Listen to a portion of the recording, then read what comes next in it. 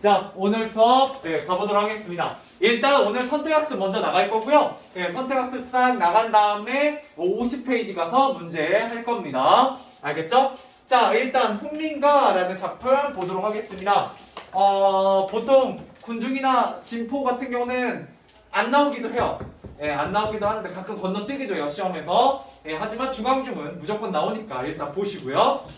자, 발레 보시면 일단 시조다 이렇게 되어 있습니다. 시조. 자, 시조의 특징 몇 가지만 좀 여러분들이 알고 계셔야 돼요. 시조는 보통 고려 말에 처음 등장을 해서 언제까지 쓰이는 현재까지 현대라고 하죠. 현대. 현대까지 쓰이는 그런 관례다 라고 보시면 되겠고요. 그 다음에 얘는 좀 몇 가지 특징이 있어요. 이 시는 지금의 우리 현대시를 뭐라고도 부르냐면 형식상 자유시다 이렇게 부르거든요. 형식이 자유로운데 얘는 어떻게 되어 있냐? 형식이 정해져 있는 정형시입니다. 정형시 할 때 형자는 형식이라는 뜻이고요. 정자는 정해져 있다라는 뜻이에요. 그래서 정형시다라는 거고요. 또 하나는 이 시조라는 거는 운율을 형성하는 요소가 겉으로 드러나요. 그래서 그걸 뭐라고 하냐? 외, 제, 율. 내제율, 외제율. 외형, 미안. 외제가 아니다. 내제율이지. 외형율입니다. 외형율. 외형율이라고 합니다. 외형률. 자, 그래서 얘는 또 무슨 특징을 갖고 있냐면 마지막으로 하나만 더 해볼게요. 두 개 정도만 더 해볼게요. 3장, 6구, 45자 내외다 이런 형식을 가지고 있고요. 마지막으로 사음보다라는 거 알고 계셔야 됩니다. 좀 설명해 볼게요. 시조에 대해서. 됐죠? 자, 일단 3장 6구 45자 내외라는 게 뭔지에 대해서 얘기해 드리도록 할게요. 얘는 뭐와 관련된 거냐면 형식이 정해져 있다라는 말과 관련이 있거든요. 자, 여기 보시면 훈민가 하나가 나와 있습니다. 자, 오늘도 다 세웠다. 호비 메고 가자 쓰라. 내놓는다 매거든. 니논 좀 메어주마. 올길에 똥 따다가 누에 먹여 보자 쓰라. 이런 내용인데요. 이건 좀 이따 내용 한 번 더 해드릴 건데 일단 이렇게 세 줄로 되어 있죠. 얘를 뭐라고 하냐? 초장, 중간에 있으면 중장, 끝에 있으면 종장이라고 합니다. 이건 쓰셔야 되고요. 자, 그래서 초장, 중장, 종장 얘를 합치면 몇 장? 얘가 바로 3장이 돼요. 됐죠? 자, 그러고 나면 이 3장을 반으로 나눠요. 반으로 뚝 하고 나누면 얘가 바로 한 구가 됩니다. 오늘도 다 세었다 하고 나누시면 얘가 한 구가 돼요. 그러면 총 몇 구가 되겠어요? 6구가 되겠죠? 여기까지 어렵지 않죠? 자, 그 다음에 얘를 또 반으로 쪼개봐요. 자, 오늘도 다 세었다. 호미 메고 이렇게 합쳐서가 일부야. 호미 메고 가자스라. 그래서 여기는 이렇게 두 줄로 칠게요. 자, 그러면 이게 하나가 이 한 마디가 있죠. 한 호흡에 읽히는 한 마디거든요. 얘가 바로 뭐냐면 음보예요.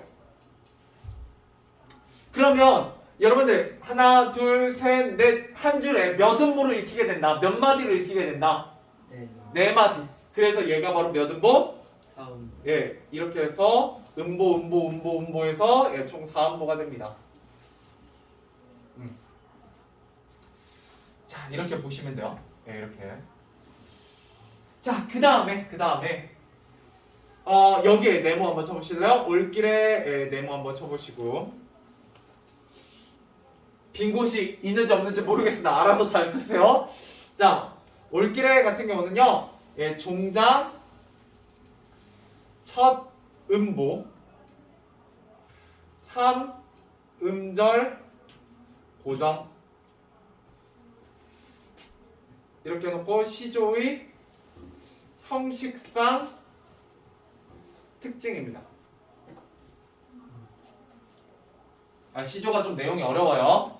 그래서 안 나오면 좋지만 실려있기 때문에 자, 종자 첫 음보 그죠? 이렇게 잘랐을 때 첫 음보에 글자 수가 몇 개로 음절이라는 거 글자 수요? 3글자로 고정하는 게 시조의 형식상 특징이다 라는 거예요. 이 형식이 정해져 있어요. 무조건 시조의 3번째 줄 처음에는 몇 글자가 오게 되어 있다고요? 3글자가 오게 되어 있다라는 겁니다. 이거 굉장히 시험에 잘 나오는 내용이에요. 자, 그래서 이렇게 보시면 되겠고요. 그래서 나머지도 마찬가지요. 내논다, 메어든, 니논 좀, 메어주마 이렇게 네 마디로 읽히게 되고요. 올길에 뽕 따다가 누에 먹여 보자 쓰라 이렇게 해서 네 마디로 읽히게 됩니다. 가끔 어떻게 잘라서 읽느냐라는 것도 시험에 나오니까 좀 알고 계시고요. 그 다음에 하나만 더 추가할까? 자꾸 추가가 되네. 왜냐면 시험 학교에서 어디까지 가르쳐 줄지 몰라서 일단 조금만 더 해볼게요. 여기 보시면 오늘도 다 세웠다. 호미미고 가자스라. 3글자, 4글자, 4글자, 4글자, 3글자, 3글자, 3글자, 4글자 이렇게 가잖아요. 이런 걸 우리가 또 뭐라고 다냐면 3, 4조 혹은 4, 4조라고 합니다. 얘는 뭐랑 관련이 있는 거냐면 글자 수 반복과 관련이 있어요. 일정한 글자 수로 반복이 되면 뭐가 형성된다? 음률이, 운율이 형성된다. 이렇게 보시면 됩니다. 됐죠? 자, 그러면 여기서 여러분들한테 가르치고자 하는 건 뭐냐? 자, 훈자는 무슨 훈자냐면 교훈할 때 훈자요. 여러분 교훈이란 건 누군가에게 어떤 깨달음이나 좋은 말을 뭐 하려고 하는 거다? 가르치려고 하는 거고요. 민자는 무슨 민자? 백성. 고마워요. 백성민이요. 그래서 백성을 가르치는 노래라는 뜻이요. 백성을 가르치는 노래. 자, 그러면 백성에게 무엇을 가르치려고 하냐? 이거 좀만 지우고. 복잡하니까.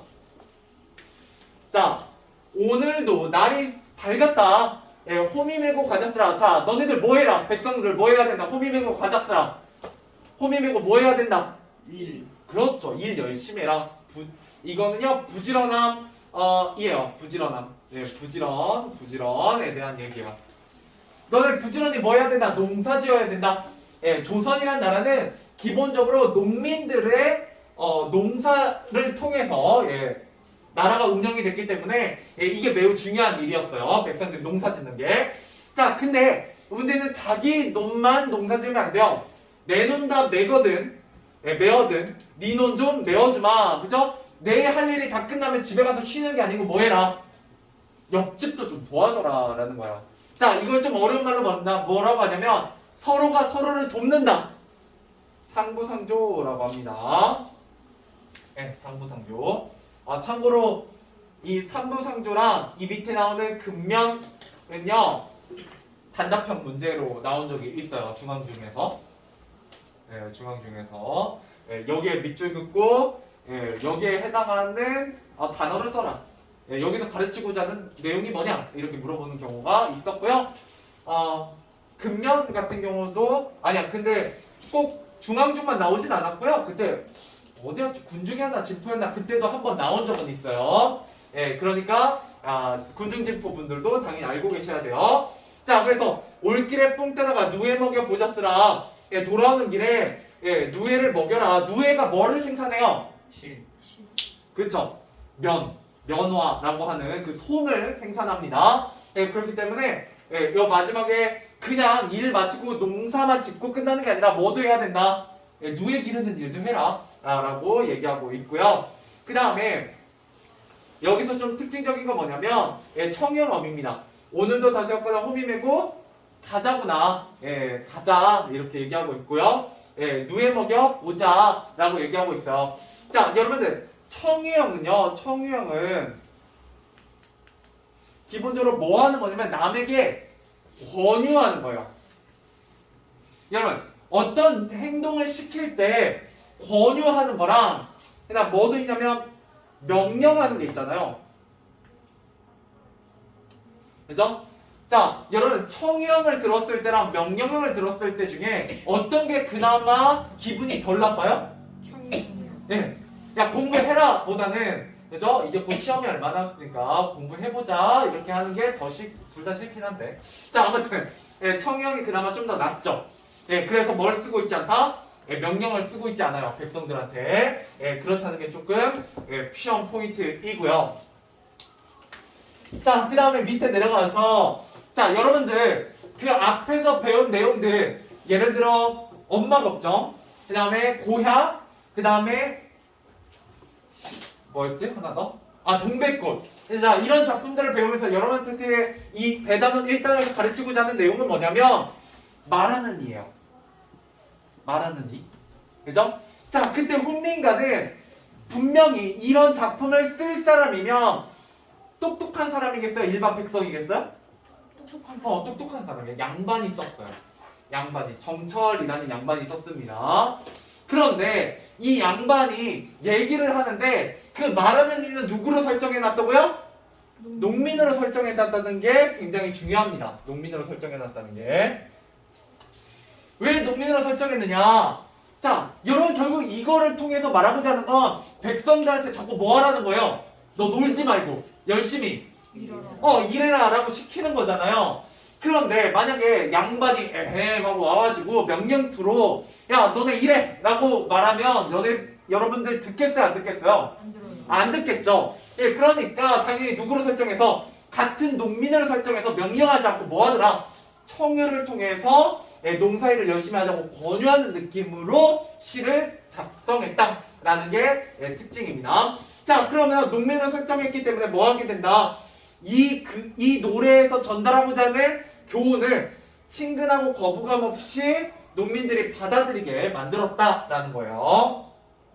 알겠죠? 예, 그래서 청유형 표현은 훨씬 어떤 어조로 얘기하게 된다? 예, 부드럽게 얘기하게 돼서 뭘 높이게 된다? 예, 설득력을 높이는 효과가 있더라라고 보시면 되겠습니다. 자, 그러고 나면 여러분들이 여기에 보시면 이것만 조심하시면 돼요. 예, 문제에 나오는 내용들이거든요. 자, 마른이가 누구로 설정되느냐? 농민으로 설정됐다라는 거고요. 결국 이걸 통해서 말하고자 하는 거 뭐냐? 날이 새었으니 열심히 일하자. 그죠? 서로를 도와하며 근면하게 농사일하자. 예, 이런 거예요. 그러니까 쉽게 말하면 뭐 상부상조, 근면성실 이라는 가치에 대해서 얘기하기 위해서 마란이를 누구로? 농민으로 설정했다 이렇게 보시면 되겠습니다. 그리고 더 잘 전달하기 위해 무슨 투로 말하고 있다고요? 네, 청유형으로 말하고 있다 이렇게 보시면 되겠습니다. 자, 그런데 만약에 이 마란이를 양반으로 바꾸고 명령형으로 바꾸면 이렇게 돼요. 야 오늘도 다 세웠다 호미 메고 가거라. 야 자기 넌 다 메거든 다른 사람의 논 좀 메워줘라. 올길에 뽕 따라가 누에 먹여보아라 이렇게 명령하면 그죠? 어때요? 명령하고 독촉하는 느낌이 나기 때문에 예, 좀 역효과가 있을 것이다 라는 거예요. 예, 똑같은 얘기입니다. 예, 똑같은 얘기. 예, 듣는 이로 하여금 거부감 없이 내용을 받아들이게 하기 위해서였다. 자, 1번 와보도록 할게요. 이거 같이 갈게요 그냥. 자, 훈민가에 대한 설명을 적절하지 않은 거. 마른이와 듣는 이는 신분이 같다. 마른이가 누구예요? 누구로 설정되어 있어요? 농민이. 예, 농민으로. 그죠? 예, 듣는 이도 당연히 농민입니다. 예, 그래서 같아요. 근데 단 뭐만? 작가는 누구예요? 양반이요. 예, 양반이다라는 게 예, 다른 점입니다. 자, 그럼 2번. 마른이가 작품 표면에 드러나 있다. 이런 작품 표면에 있다라는 건 무슨 단어를 찾아야 된다? 네. 나라는 단어가 등장하면 표면에 드러나는 겁니다. 자, 나라는 단어가 표면에 드러납니까? 안 드러납니까? 예. 네, 그죠. 내놓은 할 때 내가 나오죠? 예, 중장의 첫 번째. 그래서 맞는 얘기가 되겠고요. 자, 그 다음 3번. 마른이는 직접 농사를 짓는 농민이다. 그죠? 농민이고요.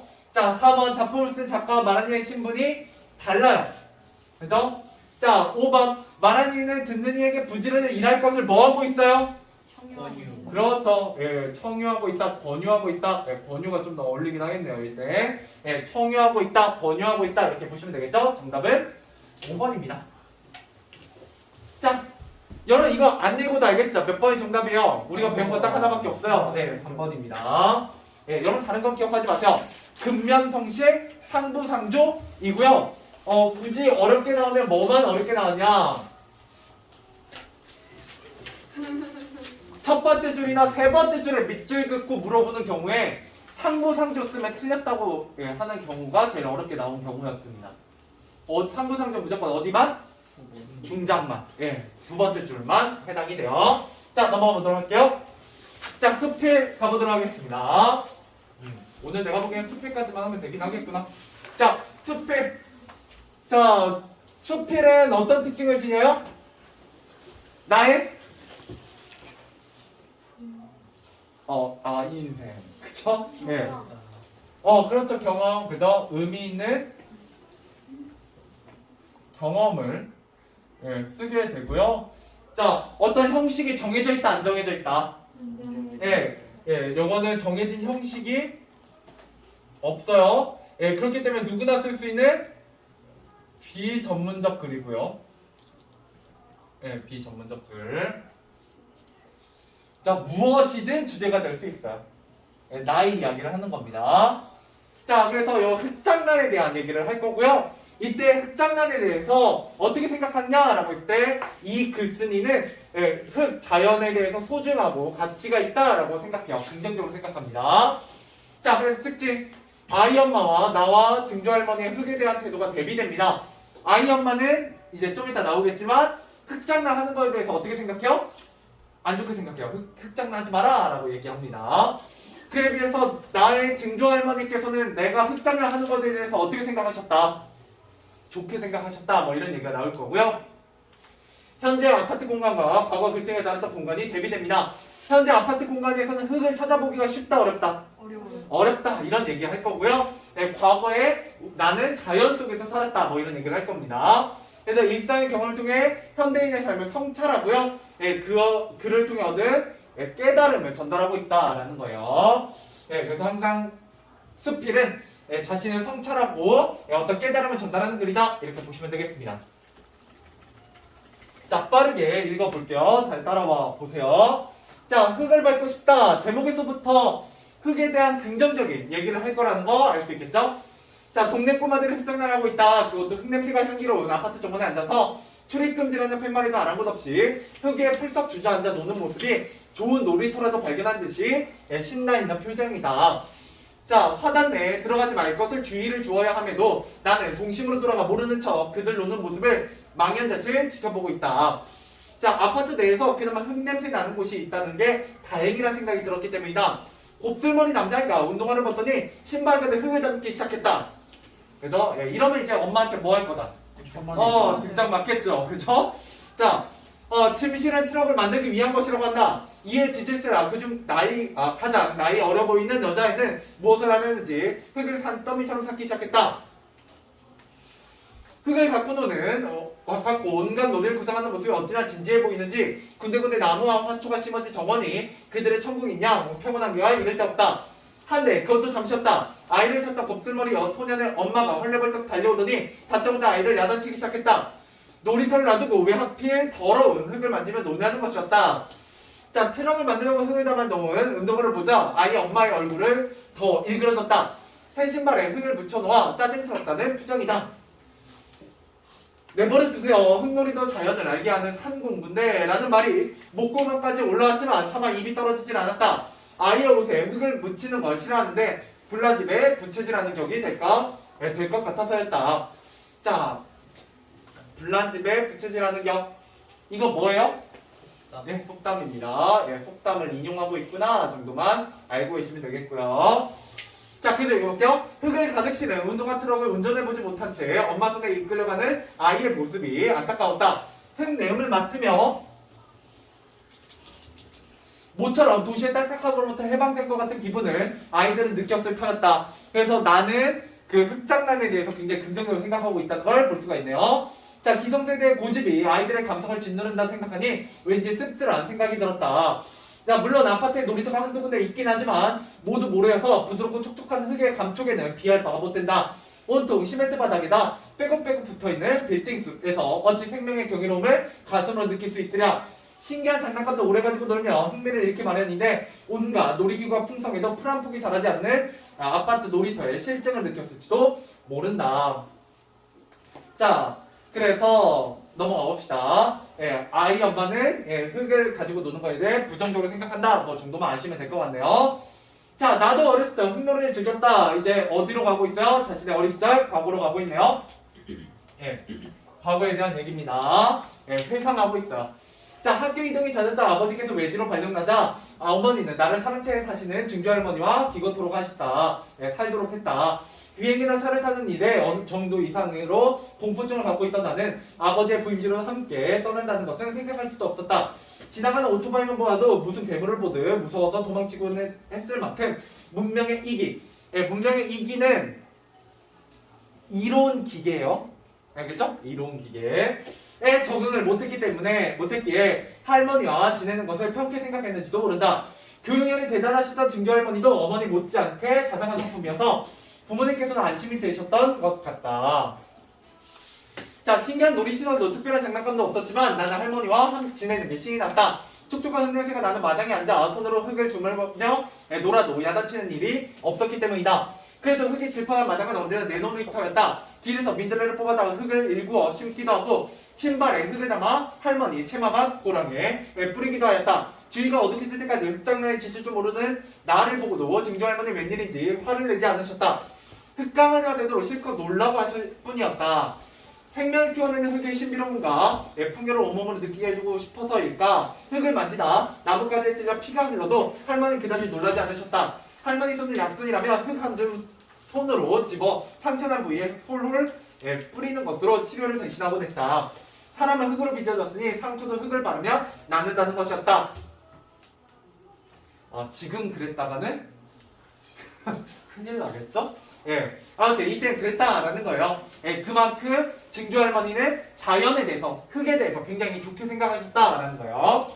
자, 할머니의 흙 치료가 비위생적으로 보여 앙탈을 부리곤 했지만 할머니의 행동이 흙의 영험을 확신하고 계시는 것 같아 거부할 수도 없었다. 집안의 평안을 기원하는 제의 일종인 토신제를 지낼 때에도 할머니는 흙 한 줌을 그릇에 담아 뒤뜰에 뿌리곤 했었다. 아무런 조건도 없이 오랜 세월을 베풀어주기만 한 땅, 조상이 물려준 토지에 집을 짓고 편하게 사는 게 모두 땅의 은덕이라 생각하신 듯 싶었다. 발을 딛고 다니는 땅이야말로 살 속에 깃든 영혼이고 모든 생명의 고향이라 생각한 것이다. 하지만 요즘 땅을 밟고 산다는 게 하나의 사치처럼 되어가는 느낌이다. 왜? 흙을 밟기가 점점 어려워지고 있기 때문이죠. 자, 그래서 할머니는 어떻게 생각하신다? 흙에 대해서 살 속에 깃든 영혼이자 모든 생명의 고향이다 라고 생각하고 계신다라는 거죠. 자, 계속 마지막 부분 읽어보도록 하겠습니다. 자, 하늘과 가까운 고층 아파트에 살다 보니 흙을 가까이 할 기회가 적어진 것이다. 가끔 이러다가는 하늘의 공간에서 영영 땅으로 내려오지 못하는 건 아닐까 하는 생각이 들기도 한다. 손바닥만한 마당이라도 있는 주택으로 주거지를 옮기겠다고 입버릇처럼 말하면서도 결국 아파트의 편리함에 젖어 다시 주저앉게 되니 말이다. 본인도 흙으로 돌아가고 싶지만 쉽지 않다 뭐 이런 얘기죠.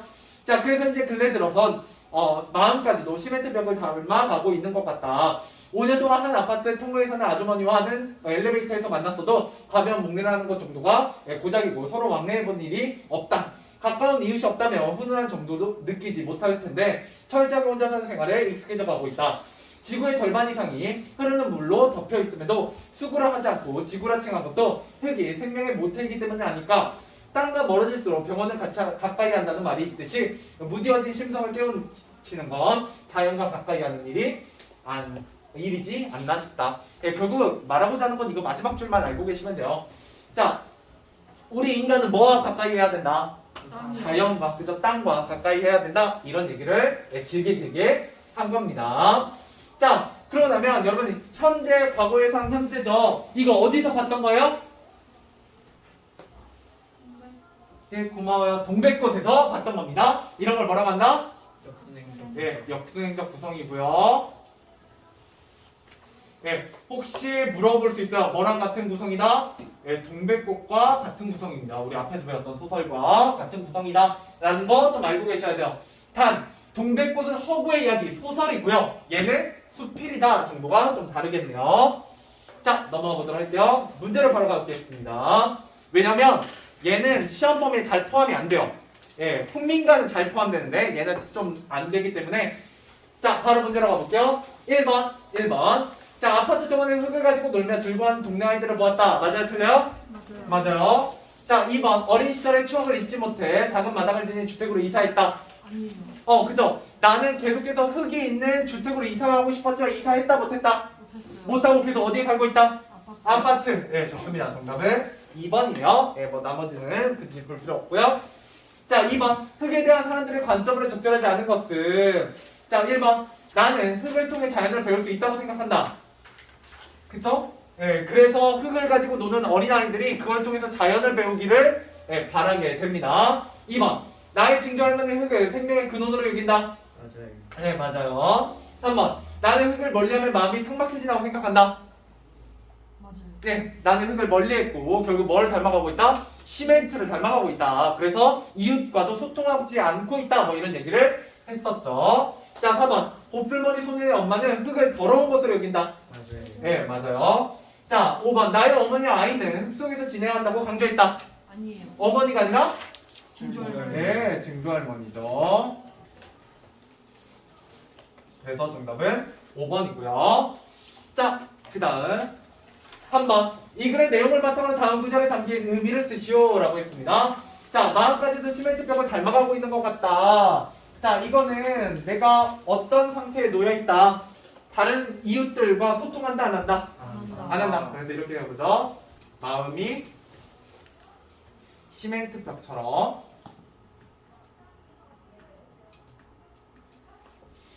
삭막하게 메말라 가고 있다.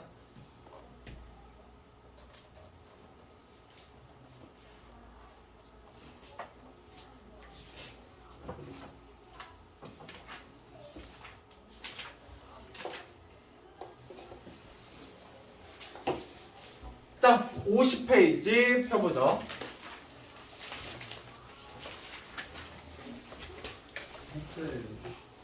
7번 했어? 50페이지. 자, 7번 가보도록 하겠습니다. 숙제가 좀 많나? 네. 그런가? 네. 그러면 서술형만 하고 풀고 끝냅시다. 네, 일단 서술형만 하고 끝낼 건데 51은 풀어오세요. 51을 풀어오세요. 52, 예. 53이요. 왜 풀고 싶어? 아니요. 다 풀으면 나는 좋은데. 그럼 한 20문제밖에 안 돼. 서술형 빼면. 사양할게요. 그냥 풀고 싶은 사람은 풀고 안 풀 사람은 풀지 아니, 마세요. 다음 시간에 바로 설명하려고. 네. 아니, 20문제밖에 안 되니까. 자, 일단 7번 가볼게요. 그냥 풀어야지. 자, 어른이 된 나가 어린 시절을 바라보는 관점을 서술하시오. 자, 이거는 엄마 걱정에 대한 얘기고요. 자, 엄마 걱정에서 어른이 된 나, 이연의 나는 1년의 어린 시절의 나를 어떻게 생각하고 있어요? 어린 시절 어떻게 생각한다? 엄마 걱정에서. 좋다, 안 좋다? 안 좋다. 그거 세 글자로 바꾸면. 서글픔입니다. 서글픔 좋습니다. 네, 그래서 이렇게 써볼게요. 어른이 된 나는 자신의 어린 시절을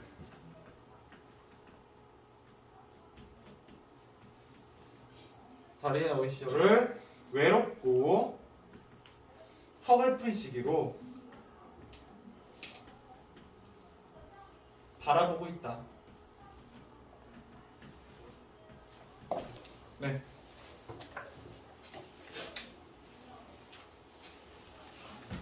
근데 3호절이 뭔 뜻이에요? 띄어쓰기가 2번 있는 새 덩어리. 네. 자, 그 다음 넘어가 보도록 할게요. 12번. 자, A에서 말하는 이가 느낀 정서를 쓰고 그 이유를 서술하시오 라고 했네요.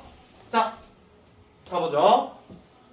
자, A는요 어디에 밑줄 쳐져 있냐면 여기 위에 보시면 가문한 마지막 줄이요. 손길은 따스하고 부드러워 고향도 아버지도 아버지의 친구도 다 있다. 자, 이때 내가 떠오르는 고향은 어떤 고향이다? 의원의 손길에서 느껴지는 그렇죠. 따뜻한 모양이에요. 그래서 이렇게 써볼게요. 의원의 따스하고 부드러운 손길에서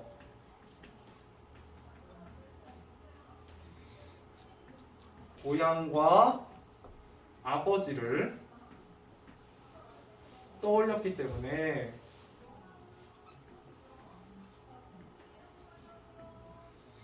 마라니가 따스함,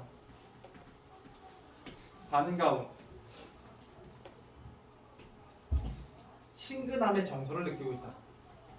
친근함의 정서를 느끼고 있다. 이렇게 보시면 됩니다. 좋아요. 그럼 숙제 줄일게. 11번까지만 숙제를 해오세요. 당장 내일이잖아? 지금 푸세요. 종치기 전까지. 네, 문제 푸는 시간도 드릴게요.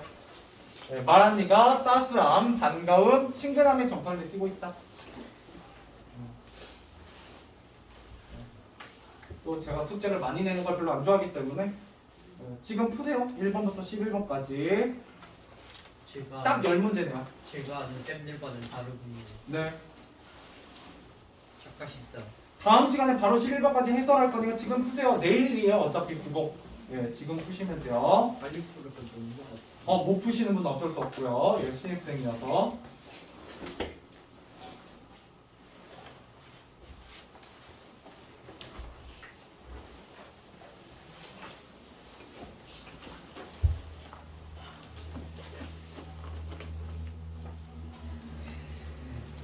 신입생들이 좀 들어와서 문제 푸는 시간 최대한 적게 주려고 숙제를 내는 거예요.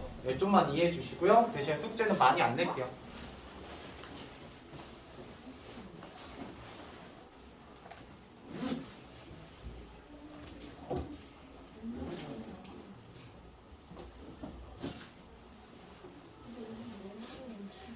벌써 다 풀어가?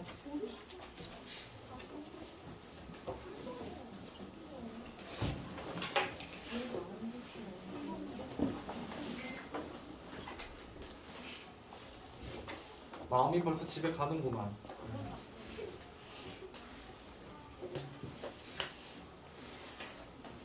네, 학원 친구를 한 번 더 숙제는 제가 보내드리도록 하겠습니다.